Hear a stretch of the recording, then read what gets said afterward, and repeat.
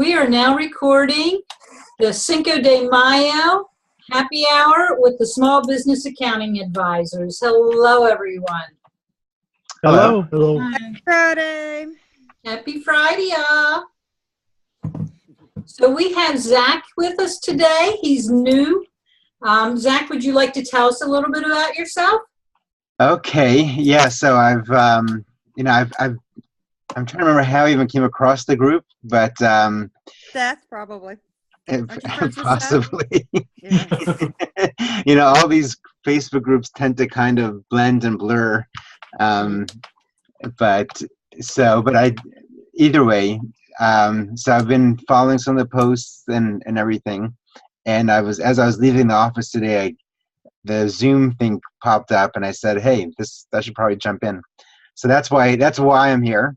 So I'm a CPA. I was recently in Texas for the past 10 years, and just moved to Florida just this past winter in December. I was working as the controller for a manufacturing company, and as part of the process, I left that job and started my own firm and focus on providing, I guess similar to most of us here, bookkeeping, tax services. The niche that I'm focusing on is real estate investors, syndicators, but at this point, taking all small business, and that's my short summary. Okay. Married, 4 kids, no pets. So Zach, you were talking a little bit about Patriot Payroll. Right. Okay. Yes, I was actually just throwing it out there to see if anyone here had used them, and because I spoke to them today, and it looked very reasonable. For if you join their partner program and you have to take a little test, which is pretty basic. Well, I won't say it's basic. If you don't have background in payroll, you may struggle with it. But for anyone who's had to do payroll in the past, very familiar concept. Just they want to make sure you understand what you're doing, which I appreciate. I like the fact that they don't just anyone who just pays the money can go ahead and become a partner. So that's nice. And so you take the test and you become a partner with them. And when you do that, it only costs, for full service, it costs, I think, $10 a month for each client. If you do not full service, which means you're responsible for filing the 941s and etc. It's even less than that. But for $10 a month, I would say it's definitely a good deal. Is there any restrictions on the number of employees a client can have?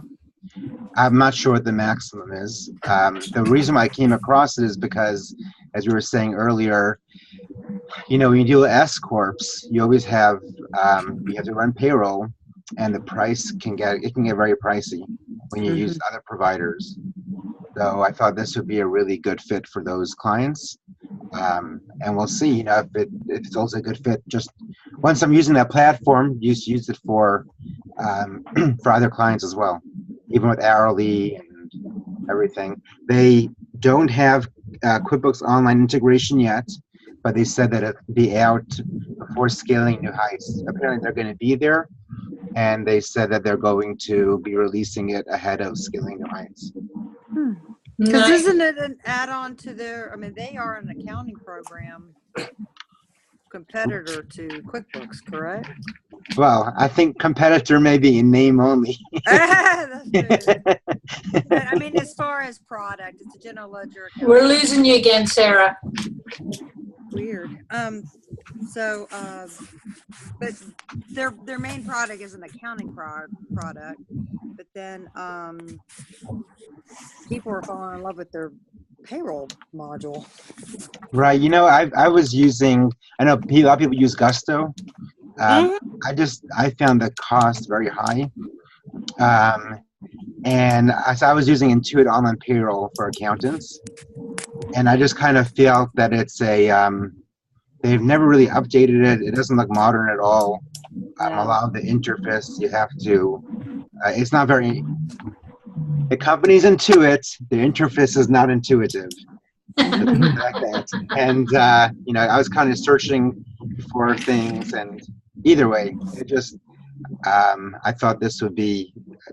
This seems to be something they're really focused on. They're, you know, you can see their interface. It looks like they've, you know, been modernizing it, and not just a lot of those blue links, you know, those blue hyperlink text hyperlinks all over the place. It looks like a website should look like in 2017. So I like that about them. Nice, nice. Right. I don't think they have a mobile app, but they assured me that their website is responsive, and they said it could even be used with a you know, iPhone, smartphone. But they did say that if you have to enter time, you know, timesheets for multiple employees, you may want a bigger screen. Absolutely, absolutely. Right. So that was my experience with them today.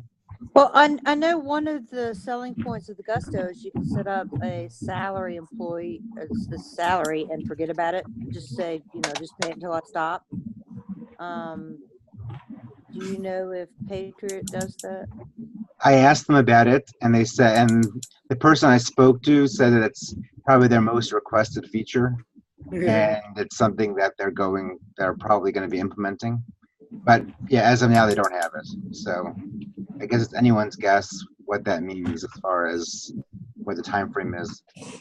Right, because these were all the same questions we had asked them at the Countex last November. Right. Okay. You know. Par for the course. Yeah. So who is going to Scaling New Heights? Brandon, are you going? Brandon's I'll be going. there. Maybe. Sarah's going, maybe. Maybe. Mark's looking at the hotel today. We might not be. Well, I'll tell you off camera. I might volunteer to help a vendor. Q-Box? Yeah, Q-Box. We already told Zach to look up Q-Box and Chris Wise. Tell him we sent you. Oh, in that case, well, Sarah, if you need an assistant to assist Q-Box, let me know.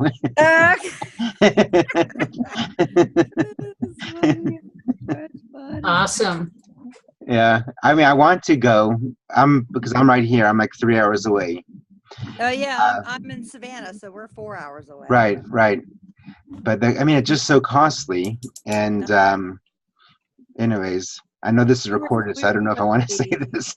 We were supposed to be out of town, so I didn't get tickets, and then now we're going to be in town. So I thought, well, now Yeah. we also have tickets. We have some leftover tickets for Disney, so maybe we'll just come down and do Disney and then meet up with you people at night or something.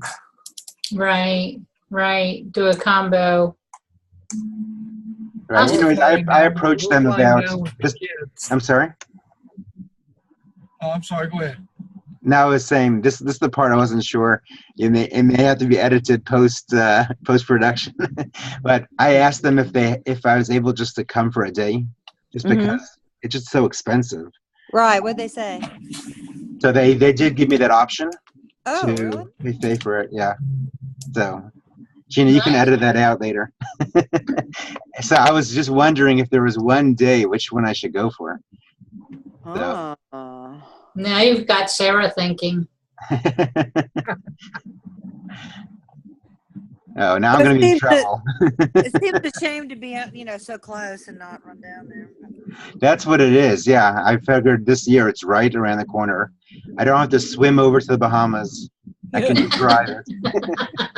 Where are you in Florida? In Boca. Oh, you're in Boca. Okay. Yeah. I love that area. What's that? I love that area. Yeah, I do too. It's just expensive, especially coming from Dallas. It's a big change.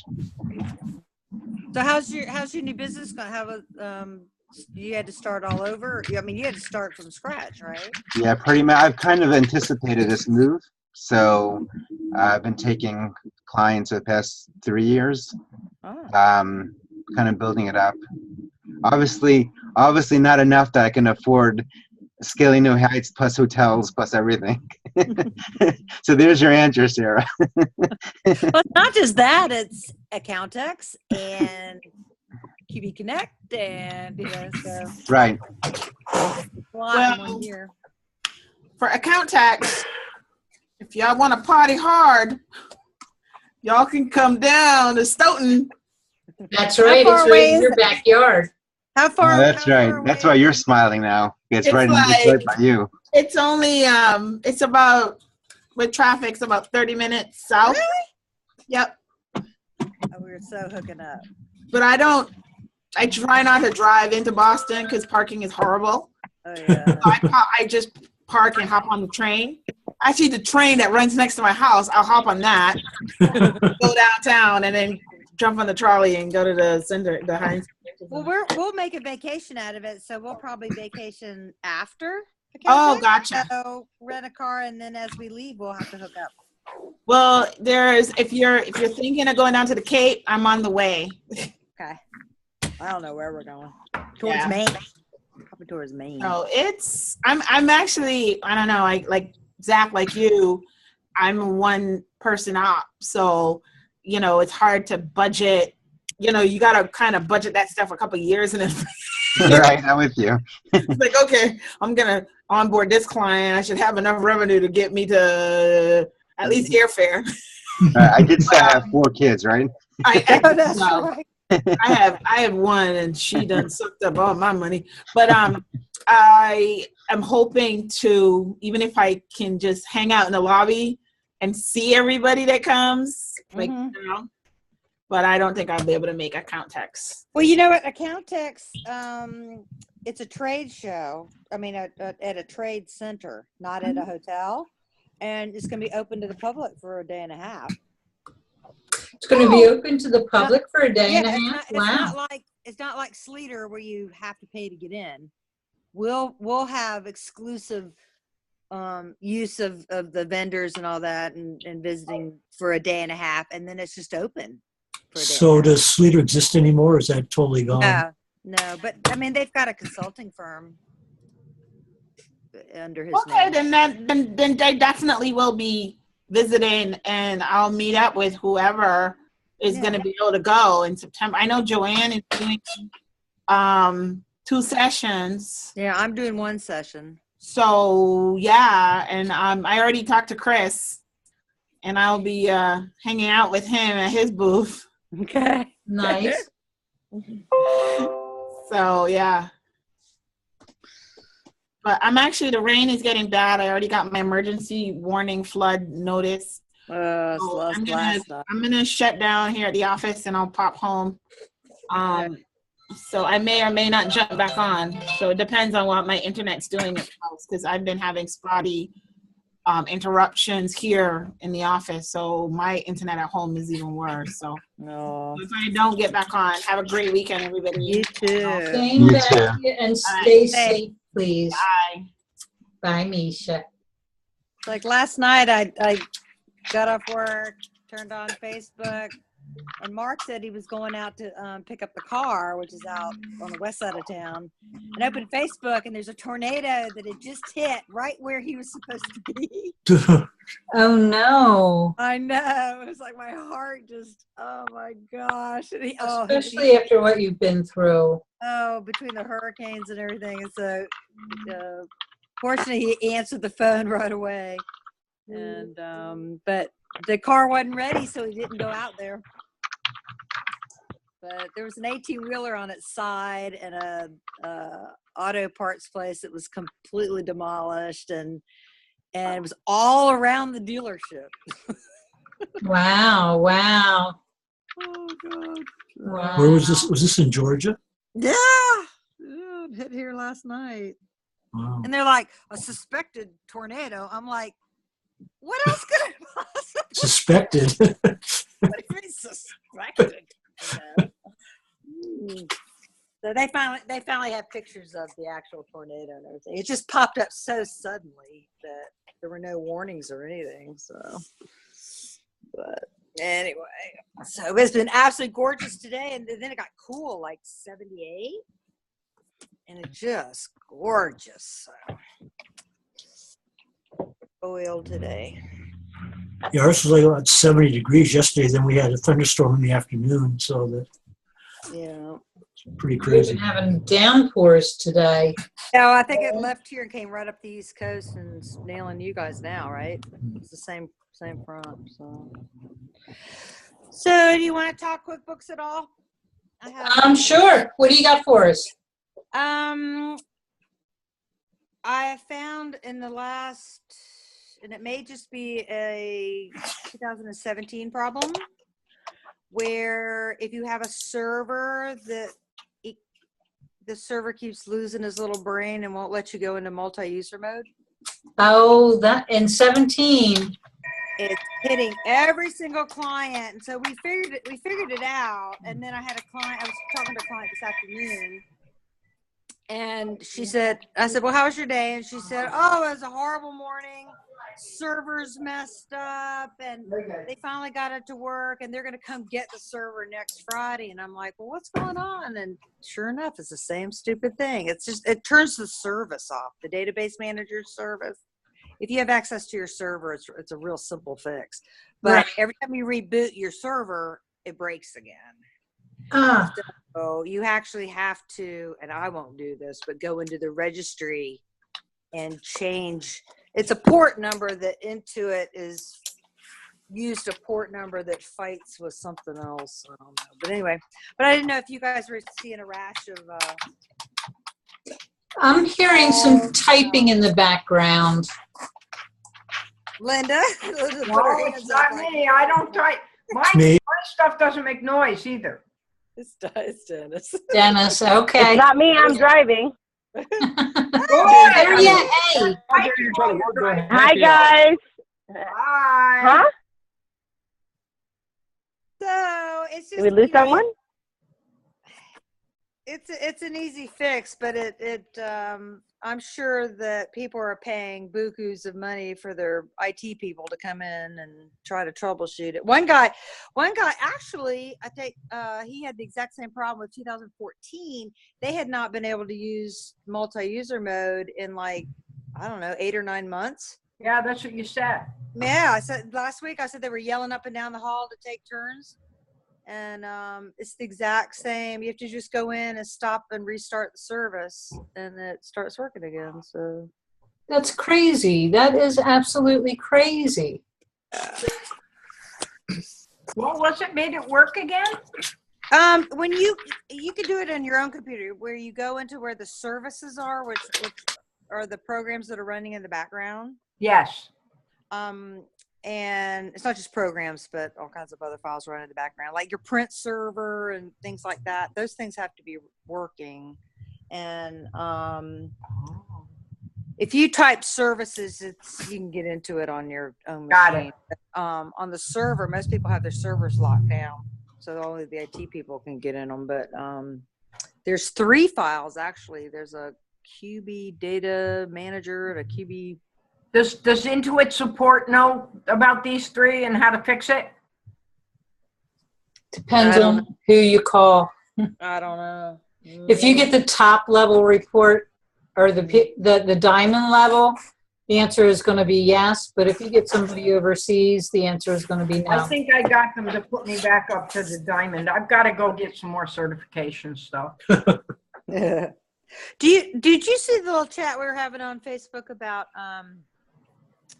in QBO, it doesn't have a way to post when a client takes a discount and then sends you the amount that's less than the invoice. There's no way to post the discount like you can in desktop. Are you serious? Yep. And so what Intuit support told her to do was just go find the original invoice and edit it. Yeah. So of course, me, the way I work with clients that have to be audited and stuff like that, I would never teach a bookkeeper to go in and edit original transactions. No. Not only is there a timing problem, but just the fact that you have anyway, I mean. Would you do a credit memo? That's the other option, and that's kind of ugly too. That's ugly too. You could on the deposit, put it, overstate it, and then pay off the invoice, and then pull it to the deposit slip, and then reduce the deposit slip, but then your history's wrong. Sounds like a good way to commit fraud. Yeah, and I know editing an invoice, reducing an invoice is the number one way of having fraudulent activity. So, but I just got so that, I guess that's a workaround, but. Well, can't you just receive the full payment for the invoice and then go to the deposit and? Yeah, that's what I said. Okay. So it's a little misleading in the history. Well, that's not so bad. Like Like you got a discount line or whatever. Right. Yeah, that's what I said. You pull it. Everything gets deposited to undeposited funds. Right. So you Yeah. overstate the payment. So it looks like they paid more than they did. So now your customer history is wrong, but you pull it to the deposit slip and then you subtract it on the deposit slip to match what goes into the bank. I guess you could put the client name there, but. Yeah, but you're not going to be able to do any useful reports even if you do put the client name. No. So that was another thing that's going to go on my pros and cons spreadsheet. So your pros and cons with QuickBooks Online you're talking? Yeah, desktop versus online. Yeah. I got it. If you have a small company and there's the owner doing the books or just a bookkeeper or something and it's no big deal and it's a tax write-up, you're compiling your numbers for your tax return, maybe it's not that big of a deal that things are edited and all, but you get up to multi-users or a larger company and that's a no. Oh, absolutely. The poor practice. You can't keep It's those, Go ahead. It's those bad habits that bookkeepers learn and think are normal. Right. Well, that's the way I was taught, and that's it's the way the only way I could do it. And so, Well, when you're not given any other options. Exactly. So anyway, I just thought that was interesting. Alrighty, let's change the subject a little bit. Did anybody see the Google Drive virus that went around? Mm-hmm. I heard about it. I did actually have someone send me a Google Docs. In the subject line, you would get HHHHH. Oh, that looks really great to click on. But the link is actually inside. I got it on my phone. And they said, click on this link. No. What was the virus, Gina? I have a virus on my phone too. So. I'm not sure what the virus It's not the virus. It asks you to put in your Gmail password. And then it gets all of your contacts and your contact information. Oh, so by clicking it, it basically asks you to put in your Gmail password? Yeah, and then why would you do that? But people go, oh, okay, and they put in their password. Oh, you know what they probably think, though? Actually, it makes sense, especially with Google Docs, because I bet you someone that's working fast is thinking, oh, someone's inviting me to a doc to look at, and I have to connect my Google Drive so I can access that doc. I mean, it makes rational sense to do it. Yep. It's a good thing I don't know that. Oh. Yeah. Well, I mean, just because something makes rational sense doesn't mean you're supposed to do it, though. I mean, that's the whole point. You have to. It makes rational sense, but you got to also look at who they're sending it to. Does it look legit? Like, there's a lot of factors involved. But I'm saying the way they created the virus is totally. I mean, on the workflow, right? For them, it was smart. It's smart because it's exactly what people are doing. They're just clicking away. We're so fast. We're not paying attention who wrote it to us. And we figured, of course, we have to click and put our password because you want us to access our Google account to open up a Google Doc. So rationally, that's what everything, that's the workflow of Google Drive. So they basically mirrored the workflow. Mm-hmm. Well, which is scary, but, I know. At this point, even when I know people, and this came from a person I know, I was not expecting a document from them. So I asked them. And then when they looked at it like, oh, no, Yeah. I've been And hacked. you have to call them the old fashioned way. Don't respond back to the Oh, no. Don't Mark respond had back one to this that. week. Oh, Yeah, Mark had one. exactly. You know, that'd be a good, that would be a good Zoom meeting, is best practices on when you think you may have gotten, you know, a bogus email. Is don't respond back. Don't click on anything. I always Facebook my friends, or I'll Slack them or something and say, did you just send me something? No. I'll be like, okay, thanks. I delete it. That's all you needed to know. That's a link you don't want to click. Well, you know what scares Yep, me exactly. about checking my mail on my iPad or my iPhone is you don't have those tools like you do when you're on the desktop. On a desktop, I can right click and see where the links lead and all that. I can't do that on my phone. Right. I'm aware of that. So I'll flag anything that I want to check, and then when I get to the office, I'll look at all the flags, stuff I have to deal with, and see whether, you know.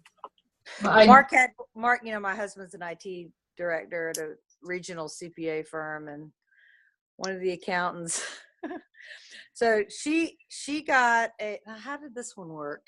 She got a email from what she thought was a client with a PDF or something attached. So she knew not to click on it, but instead of calling them, she responded. So she sent the email. So she responds, "Is this you?" Well, of course they say yes. And then they came back and they said, "Yes, of course. And you know, here's, you know, I need you to see this document." So then it asked her for her Microsoft password, and she gave it to him. Oh man, And then I know. as soon as she did that, I guess that's when she thought, maybe I should tell Mark. She told Mark. Of course, this is right at the end of the day, and so I get this frantic phone call that I'm on my own for dinner, and you know, so he immediately shut down the email thing and grabbed her laptop. He brought her laptop home, and so he couldn't, because of what'll happen is you don't know what they've done. Like, even though you change the password and it doesn't look like they've done anything, they still could have planted something in the registry somewhere that the malware can't find. Right. So Yeah. what he did was he traced back, and what it was it was a client's domain name with one letter off. So it looked like their domain name, but it wasn't. So if you're working fast, like Mariette said, and you're just zooming along. So then he searched it that way, and it was a brand new domain that had been set up an hour before she got this email through GoDaddy. So then he was on the phone with GoDaddy to get it shut down, and you know, but Jeez. one little click work. ruins my evening. Oh, totally.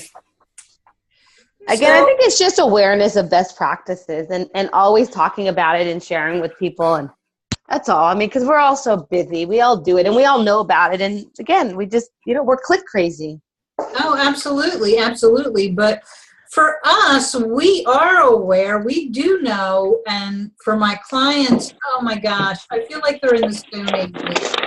I feel like they're really in the Stone Ages. I actually was working with someone, a service provider this week.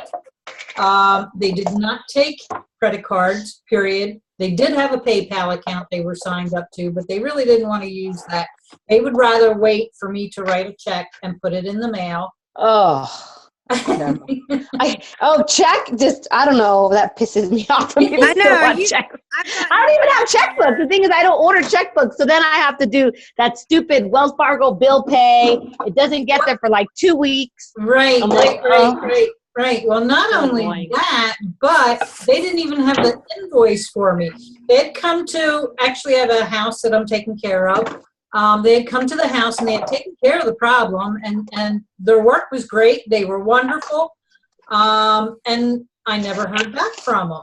So I called them like 2 days later and, you know, hey, what's up? Well, we fixed the problem. And I'm like, okay, do you have an invoice?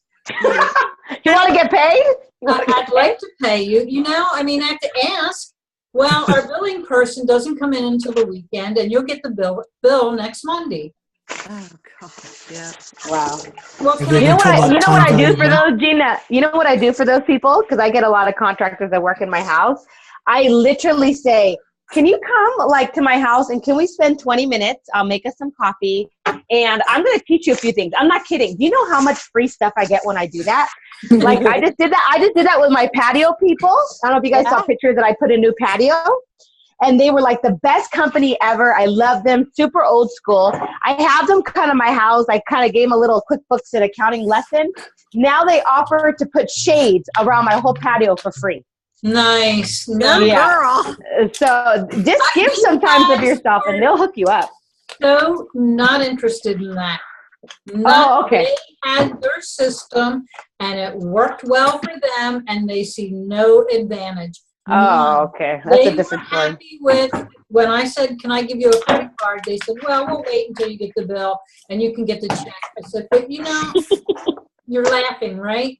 I'm sorry. I'm used to having to pay when the service is provided. Oh, well, we're fine. Isn't that trusting? That's so sweet. Obviously, never heard of time value of money. Well, like I said, they're making enough money. They have enough business. They've been in business for a long time. They have employees that know what their job is, and no person oversteps that boundary. So they can risk it. In their minds, they can risk no payment because it probably doesn't happen very often. Right. But see, when I meet those companies, I actually kind of take a different approach. I tell them that they may be set in their ways, but they're actually creating a disservice. They're frustrating their customers. Like I tell them, like, you know, you're frustrating me because I don't even have a checkbook, and now I got to do all this. Why can't I just pay you like in a normal way? Like swipe the damn card. You know what I mean? Like I get really, I do. I'm really mean because like if they're a really good business and I want to, cause I'm big on sharing. You guys know that. So I want to share about them, but I don't want to share about some old school company that doesn't take credit cards. Like really? I agree with you 100%, but you have to have that desire for change. You have to see the need for, and they did not. They were not there. The people that I was talking, you know, I guess it would have been different if I had talked to the owners. Yeah. Oh yeah. Exactly. Oh yeah, for sure. You know, but and they weren't, you know, they were happy where they were at. They were, you know, but that actually told me a lot too, you know, as advanced and as much as we are doing things online and digitally and virtually, there are some people that are still really, really, really, really behind and have no interest. They've been doing it for however long, and they're older folks now. I mean, not to say anything about aged people, because I'm there myself, but they just have no interest in learning new things. They're going to do what they do the way that they do it until they don't need to do it anymore, which is probably coming up pretty soon.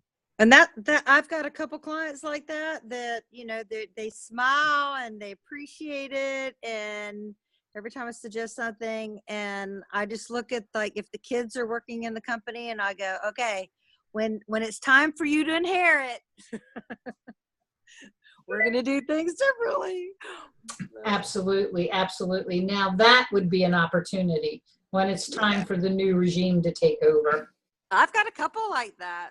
But there are still people out there that are, which I was floored, actually. Go ahead. Are those people planning on selling their company? Oh, I have no idea. I have no idea. But I mean, that makes it pretty unattractive to me. I'd want a big discount if I have to go through all this crap about converting them to a more modern system, you know. Oh, good point. Yeah. Yeah, I agree with you, Dennis. I do agree with you, but I don't think they know or care. No. Hey, it works. Hey, it works, and they'll be retiring, and that'll be someone else's problem, and they will deal with it. Mm-hmm. And you wonder how many there. I know I have a lot of CPA friends. Like I'm 56, and so they're like my age or older. that are just not getting on board, and they, you know, you talk to them and they say, "Well, I just hope I can retire before it really becomes a problem." Exactly. Well, they're going to have a hard time selling their practice too, I would think, to a young, I mean, almost by definition, you're going to sell your practice to somebody younger than you, you know. Yeah. And so Oh, if you're selling it to somebody in their probably early mid-30s, they're going to probably want a discount on having to, you know, deal with your paper systems. Yeah. Absolutely, absolutely. But the I'm just other so glad to thing, see there's one CPA firm in town, you know, where they, you know, no website, no domain name, everybody's using Gmail. I mean, it's crazy. So sorry, go ahead, Gina. I lost my train of thought now. I'm sorry. That's okay. That's okay.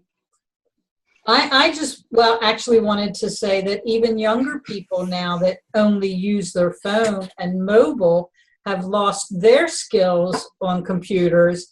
You ask them what a file type is, they don't know the different file types between documents or PDFs or pictures. They can take a picture and send it to you, but if you put them on a computer, they are lost.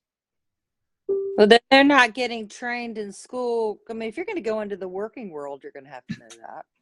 Oh, absolutely, absolutely. But there are people, I have met people 20, 21, 22, that all they know how to do is use their phone. Mm-hmm. So ask them to share a document. They have no clue what you're talking about. I think you know, 20 years from now, everybody's going to be blind and hunchback. It's carpal tunnel syndrome. Yeah. Everybody's thumbs are going to have arthritis, and and everybody's going to be hunched. No, I just keep getting bigger and bigger monitors. I don't know how you do these little. Oh my gosh. Oh my gosh. As a matter of fact, I saw in like a little neighborhood, like what is it? Your Neighbor or something like that. Okay. Where you join your neighborhood, and so it's real good for notifications. And anyway, so somebody had two 20-inch monitors for sale for you know, $50-$60, and 20 is like nothing. Right. I'm thinking. I have a client with 17-inch monitors. And they've got the fonts, they've got the what do you call it? The appearance. When I dial into work, I can't even work. I can't work. You know, QuickBooks is built for a wide monitor, not those little boxy. Right. So we picked those up last night, and I can't wait to just walk in the door and go, "Merry Christmas." I would never have paid $50 or $60 for them, though. No, for two? For two. Oh, okay. Yeah. 25 a piece. Maybe they might serve a purpose somewhere if I need something spare around. Yeah. So, you know, and I'm going to give them to them. So. So I can't wait to, because it's one of those things where the boss keeps buying, you know, he upgrades their computer, but he goes, the monitor's perfectly fine, so he never gets them a new monitor. Right.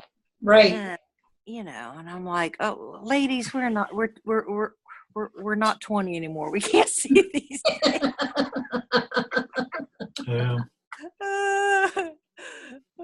Yeah, for daily tell use. The boss, I'm gonna walk in with those monitors. I'm gonna look at him, but I'm gonna say, not for you. Not for you. Here's my solution. Just hold up the monitor. Yeah. I have one of them too, Dennis. I don't know where mine got to. I think I took it in the other room. I needed it there. Funny. Well, I had an interesting experience last week. Yeah. I saved a client about $70,000. Wow, do tell. What the story was that he filed his income tax in 2006, and there was an error made on the tax return that overstated his tax liability by about $35,000. And with the accumulated penalties and interest, it had sort of ballooned out to about 70,000. And so I went back. Fortunately, it was somebody I'd worked with, and I had the software, and I actually had the Pro Series file, and I was able to go in and figure out what happened. And apparently, the accountant had, it was like a Section 121 where you have the exclusion on the sale of your personal residence. Mm-hmm. But at the same time, the accountant had done something where it was classified as a business prop because he had a couple roommates. And anyway, it basically took in this ATM penalty of about $25,000. And so I just basically redid the return and sent it to the IRS. And I just checked the transcript, and it took off about $70,000 off of the transcript. I mean, this guy is basically destitute. He doesn't have the money to pay anyway. So it was like. And you made the problem go away. Yep. Nice, nice. Now, are you allowed to refile that far back? Yeah. How far back can you? Well, it's kind of an issue of 10 years. Oh. you can after 10 years, it's okay. But the thing is, it's like 10 years from when it's filed. So in this case, the return is like 2006, but it wasn't filed until like 2008 or 9. So they call it the CSED date, collection status expiration date, was like another 3 years in the future. I mean, what I would have done if it had been close to the CSED date is just do nothing and let it roll off. So people don't realize that if you are close to your CSED date, you don't want to do anything and just let it naturally roll off after 10 years. Even though you're already into a penalty notice situation? Well, if they haven't collected it, I mean, it's like. They hadn't tried to leave. Well, they tried, and the guy doesn't have any money, and his properties were basically. This guy was kind of like a bad luck magnet. I think I told you about him. He had the drug dealers on his property were meth dealers, and he's been hit by he's been rear-ended a couple of times, and he got rid of his car and started taking the bicycle, and he got hit by a drunk driver on his bicycle. Oh my goodness. God. I mean, I won't meet with him in public, I'm afraid. But, I don't blame you, because that black cloud could reach you too. Well, yeah, it's like I'd rather stand out on a golf course in a thunderstorm wearing, spiked shoes, under a tree with an umbrella. It's pretty maybe safer. You'll give him some relief, some stress relief, and get that off his shoulders. Yeah. Hey guys, I gotta sign off. It was awesome hearing you. Glad to have you, Marianne. Bye, guys. Bye, See you. Talk to you next week. Yeah. So anyway, that can be tax representation. You can quite, satisfying to solve people's problems. Did he pay you anything? I got something now, but he doesn't have it. It was more of he was a client that I sort of inherited. It was a charity case. Yeah, basically involuntary pro bono. I mean, his brother, is paying me. His brother's kind of like the executor. These guys, what the deal is, they want to sell his property, sell his rentals, and then he can be put in a nursing home or whatever. He's kind of like getting taken care of. He's got like a drug addiction problem because of he got addicted to opioids, Oxycontin, because of getting rear-ended. Getting rear-ended a couple times, and it's just a sort of an incredible story. It's like. But, well, there you go. You can make money writing his story. Write a book. Yeah. Well, I mean, it was interesting because he was dyslexic, but yet Washington Mutual has given these big loans he can't even read. And they were just, really. Oh, that's sad. This was back in like 2006, 2007 when they had the big expansion of the. Before the big bust. I mean, they were throwing money at people. Yeah, basically. I mean, Washington Mutual went out of business, so. I used to work for them, so. Well, that's why they went out of business. Yep. They weren't lending responsibly, and the poor people that they lent to. Wow. Well, I think I told you I read this one story in the Wall Street Journal about their lending practices, and there was this one guy. They're supposed to have loan documentation files, and this one guy wanted to borrow like six-figure loan, and he claimed to be a mariachi singer. And so for the documentation, they took a picture in a mariachi costume, stuck it in the file. And I guess the guy that was on, was the manager was like on meth or something. He was so.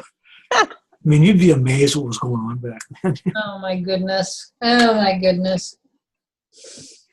Yeah, it's amazing. People, and even people who are successful in their businesses by just, I don't know, pure dumb luck, I guess. But and you wonder how they survive so many years doing some of the things they do. Yeah, I mean, some survive in spite of themselves, Yes, like, exactly. Absolutely, absolutely.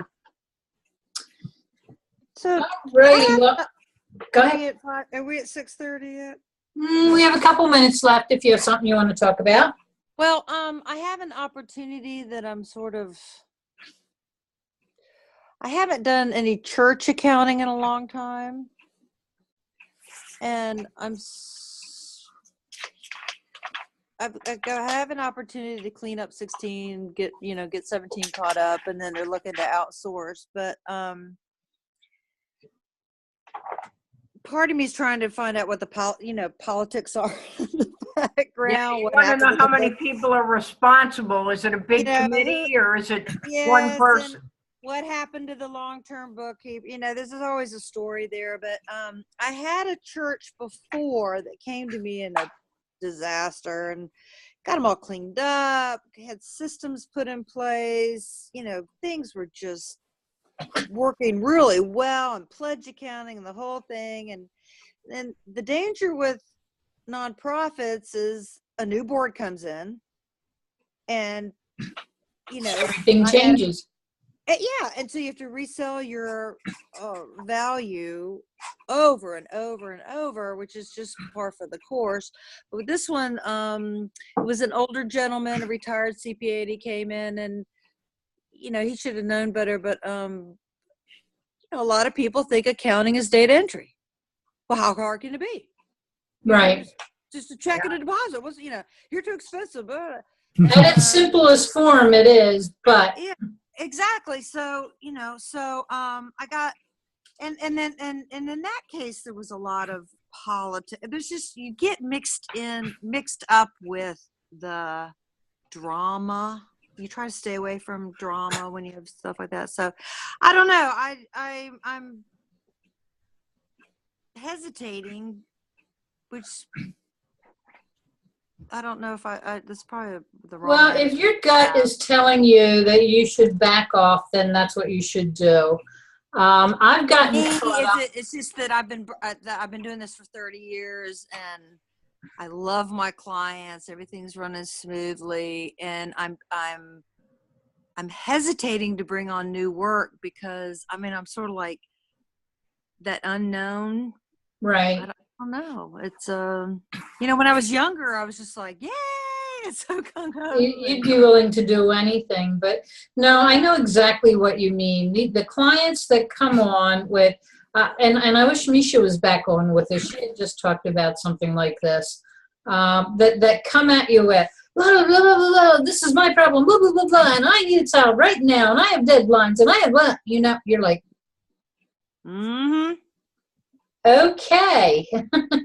Your problem. I don't want your problems. And you, Sarah, were the one that talked about the 2-minute monkey or the monkey on your back. Oh yeah.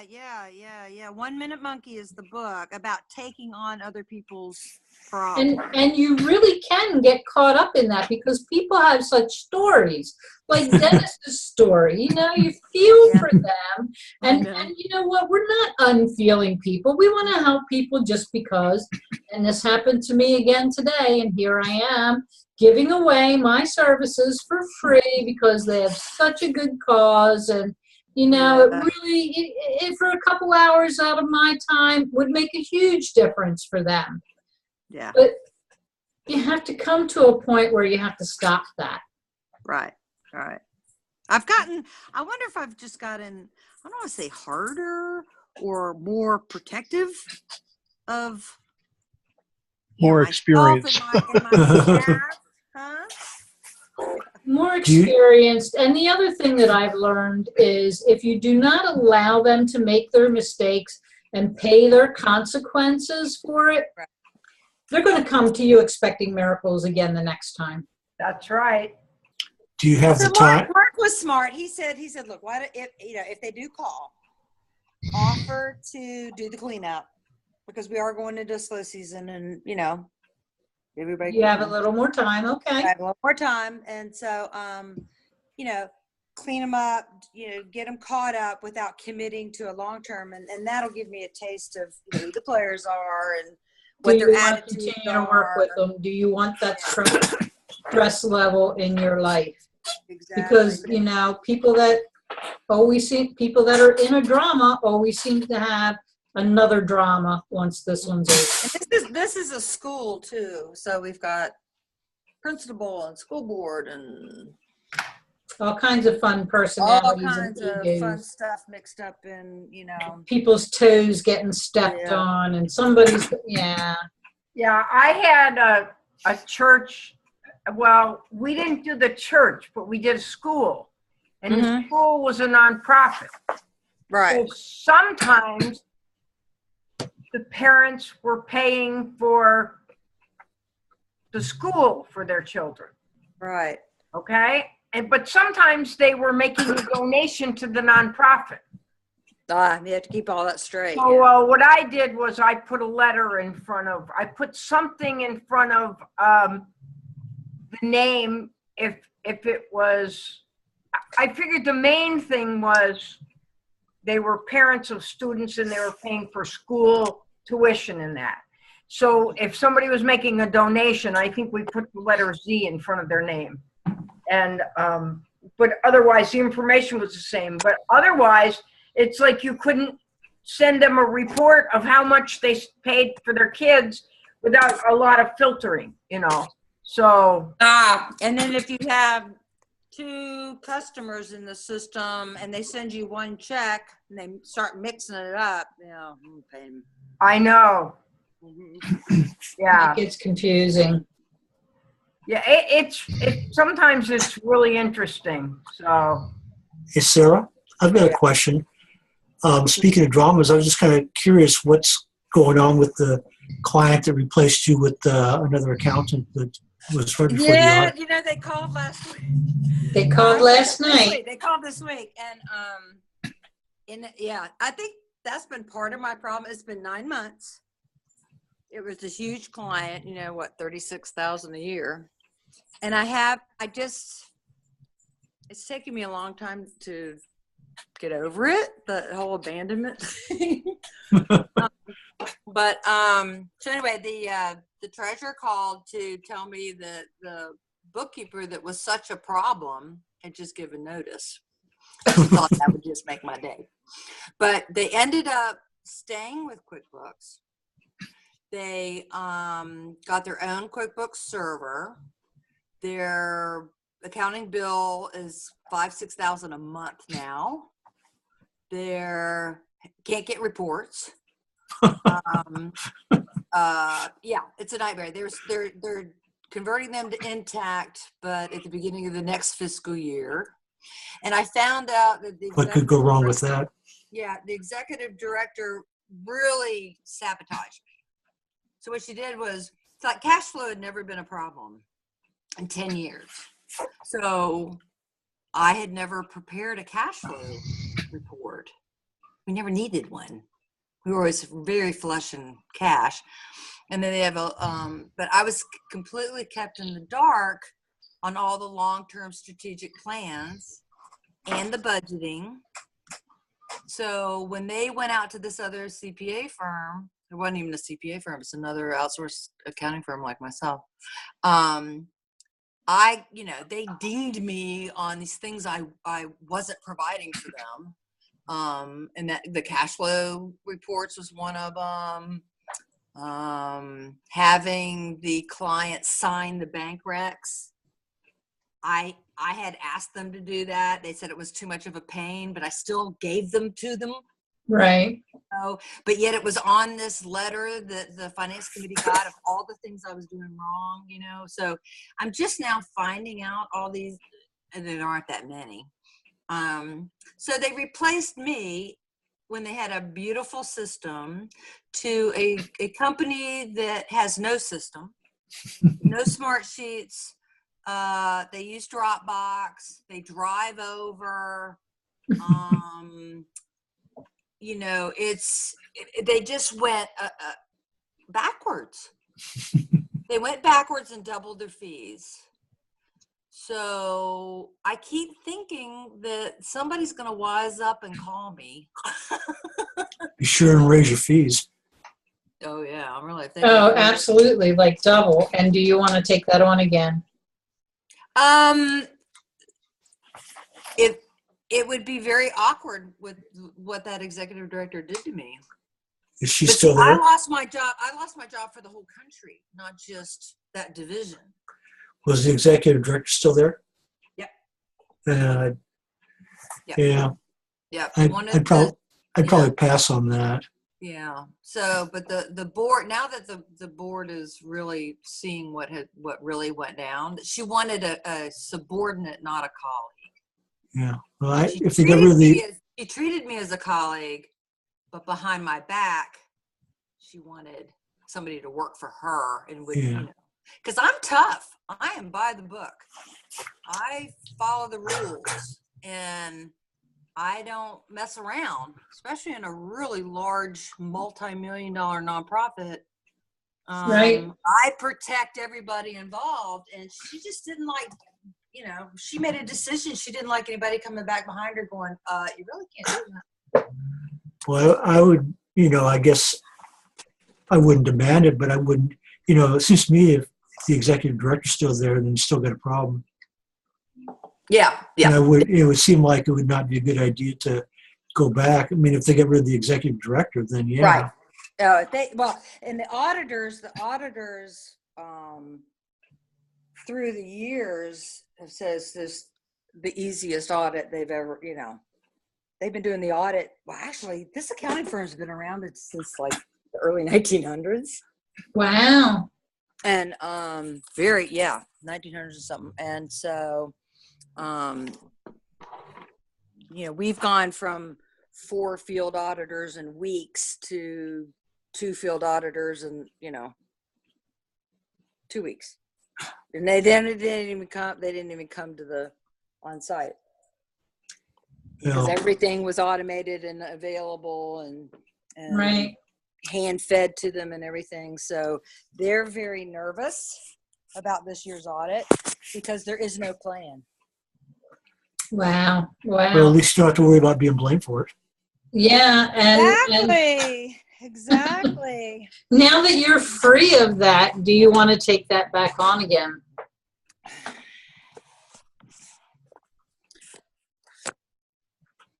Well, part of it is that I know their business so well. I spent 10 years working for them. So, I